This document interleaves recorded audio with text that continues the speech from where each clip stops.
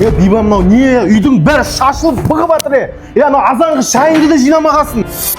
Жалғыз менің міндетім ба үй жинау? Қалай сонда? Мен еркек басыммен сонда мен үй жинауым керек па? Мен сендерге ақша табып алып келем. Сонда мен ақша таппай жүрмін ба? Сен ақшаны жеткізе алмағандықтан мен де жүрген жоқпын ба? Аздан кешке дейін жұмыста. Құршеш, адамның нервісін шығарады үйсін. Аузын жауып. Көмектеспесе, көмектеспей ақ қойсын. Хотя бы үн өшіріп жүрсе болады осы. Таң атты ғой, қайда жүрсің сен? Қош Биба, басым ауырып тұр менің қазір.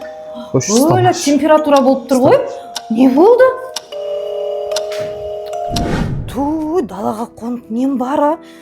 Бізде бір жоқ жерден ұрсып, үйдің берекесін қашыртып, мына ыстық шайды ішіп алшы.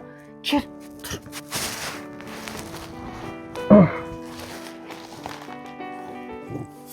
Сен жақсылап терле, мен саған сорпа алып келемін. Ұрсақ та қырылсақ та соңында жағдайын жасайтын осқат деген. Мен ақымақ бұны түсінбей қырылып жүрмін. Еркекпін дегендей бәле деймін. Бірақ түк жағдайын жасамын. Ең болмаса өзім көмектесе алмасам да клиник шақырып берсем болады ғой.